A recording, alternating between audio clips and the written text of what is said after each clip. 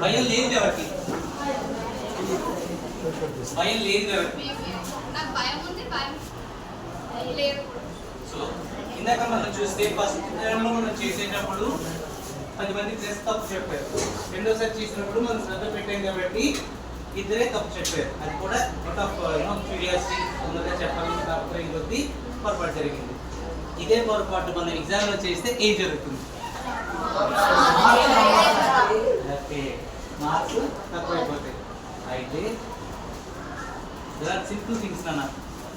10th class అన్నది మనకు ఒక బెంచ్ మార్క్ మాత్రమే. లైఫ్లో 10th క్లాస్ మాత్రాన అన్నీ ఆగిపోవచ్చు. ఇంకా బిల్డప్ చేసుకోవచ్చు. కానీ చదువు అనేది ప్రతి ఒక్కరికి ఎంతో ముఖ్యమైన ఎలిమెంట్. ఇక్కడి నుంచి బేరీజ్ వేసుకోవడం, మన లెక్కలు కట్టడం చూస్తారు. మన ఇక్కడ ఈ క్లాసులు పంపించింది ఎవరు? పేరెంట్స్. పేరెంట్స్ అంటే అమ్మ. వీళ్ళే కాకుండా మనని రకరకాల వాళ్ళు రకరకాలుగా ఎంకరేజ్ చేసి మన మీద యాంగ్జైటీ పెంచుతారు. అది ఎలా జరుగుతుంది, ఏం జరుగుతుంది మనం కూలంకషంగా ఒక్కొక్క బుల్లెట్ పాయింట్స్ డిస్కస్ చేయాలి. Okay, see ultimate objective is మనం అందరం కలిసి మంచి స్కోర్ చేయాలి. ఆ స్కోర్ చేయడానికి మనందరం కలిసికట్టుగా కష్టపడాలి. అందరూ కామన్ ఎజెండాతో కష్టపడాలి. మనం ఇందాక చేసిన ఎక్సర్సైజ్ చేస్తున్నప్పుడు ఈ అబ్బాయి టైం కీపింగ్ చేశాడు, అవునా? లీడ్ తీసుకున్నాడు.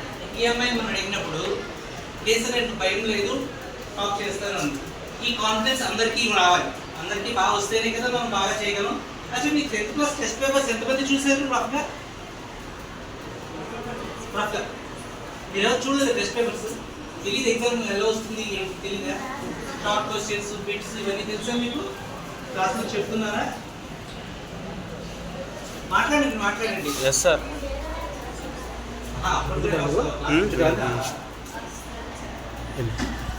So there are different influences, negative influences మన మీద ఎగ్జామ్స్ సరిగ్గా రాయకపోయినా చేయకపోయినా ఎట్లా ఉండాలి అనేది మనం ఇక్కడ చూద్దాం. ఏదో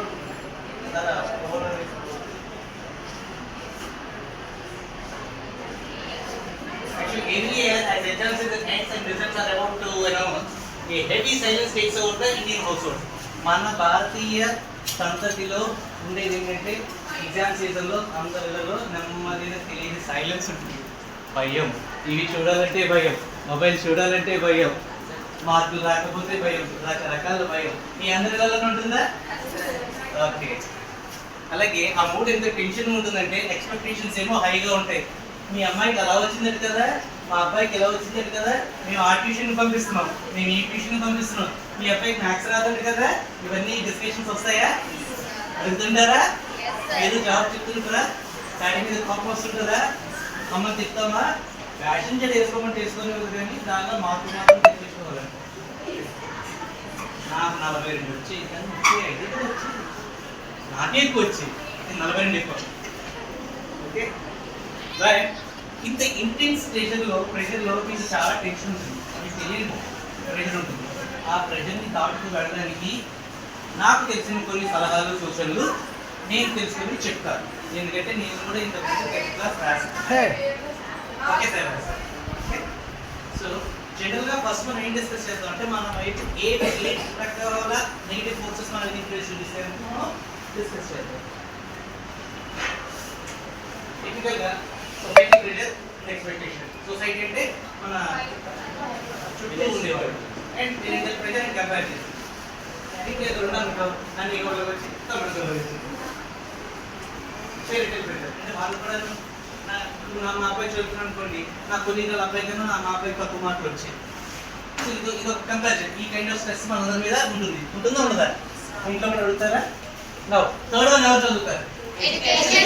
క్లారిటీ లేక ముందు 10th అయిపోవాలి, 10th ఎక్కువ మార్కులు తెచ్చేసుకోవాలి, ఎక్కువ మార్కులు తెచ్చుకోవాలి. అదే మన ఫోకస్ ఉంటుంది. Peer pressure and social media influence. Peer pressure అంటే ఏంటి మీకు ఎవరికైనా తెలుసా? పీర్ ప్రెషర్ అంటే మీ తోటి స్నేహితులు, పియర్స్, మీతో పాటు ఉండేవాళ్ళని ఫ్రెండ్స్ అంటారు, టెక్నికల్ లాంగ్వేజ్లో పియర్స్ అంటారు. ఎక్కువ మార్కులు వస్తాయి. గీత అసలు చదువు ఆ మాస్టర్ గారు నాకు ఎక్కువ మార్కులు ఇస్తారు ఇట్లా అనుకుంటారా? ఇది కాకుండా ఇప్పుడు సోషల్ మీడియా ఇన్ఫ్లుయెన్సర్ కొత్తగా తయారైంది. మా అబ్బాయికి 105 ర్యాంక్ వచ్చింది, మీ నాన్నగారు స్టేటస్లో పెడతారు. అది మనం చూస్తాం. చూసిన దగ్గర నుంచి ఇన్ని లైక్లు వచ్చాయి, ఇన్ని వ్యూస్ వచ్చాయి, ఇన్ని వచ్చాయి, ఇదంతా కూడా క్యాలిక్యులేట్ చేస్తున్నాం. ఈ కైండ్ ఆఫ్ ప్రెషర్ మీ అందరి మీద ఉంటుందా? Okay. Media hyper around toppers. అదే చైతన్య కాలేజ్ 405వ ర్యాంక్. అదే వాడు ఆదిత్యలో కూడా ఉంటాడు, సేమ్ ఉంటాడు. అయినా సరే ఆ కైండ్ ఆఫ్ ప్రెషర్, ఓహో ఈ కాలేజీలో వెళ్ళిపోయి తీసుకెళ్ళి ఇలాగా రకరకాల హైట్స్ మన చుట్టూ ఉంటాయి. ఇవి కాకుండా ఇంకేమైనా ప్రెషర్స్ ఉంటాయా? ఇప్పుడు వీటిలో ఒక్కొక్కటి డీటెయిల్గా మనం పట్టుపట్టుపట్టు డిస్కస్ చేసేద్దాం. Okay. Societal pressure and expectations మనం దీని గురించి ఆల్రెడీ డిస్కస్ చేసాం. సొసైటల్ ప్రెషర్ అండ్ ఎక్స్పెక్టేషన్స్ గురించి చెప్పడానికి ఎవరు వస్తారు? చెప్పగలరా? చెప్పనా? చెప్పనా? సొసైటల్ ప్రెషర్ అండ్ ఎక్స్పెక్టేషన్ అంటే మన చుట్టూ ఉండేవాడు, మీ ప్రిన్సిపల్, మీ లెక్చరర్, మీ ఇన్స్టిట్యూట్ పక్కన చదువుకోకుండా ఇడ్లీ షాప్ అయినా అందరూ అడుగుతారు ఏం చదువుతున్నావు, ఎలా చదువుతున్నావు, నెక్స్ట్ ఏంటి అడుగుతారా? సో ఆ కైండ్ ఆఫ్ ప్రెషర్ ఉంటుంది. And parental pressure and comparison. ఇద్దరు పిల్లలు ఉన్న చోట ఏం జరుగుతుంది? అన్నయ్యకి ఎక్కువ మార్కులు వచ్చాయి, తమ్ముడికి తక్కువ మార్కులు వచ్చాయి. ఈ కంపారిజన్ ఉంటుందా? సో ఆ కైండ్ ఆఫ్ ప్రెషర్ కూడా మీ మీద ఉంటుంది. సో అన్నయ్య బాగా చేస్తే అన్నయ్యకి ఎక్కువ బట్టలు,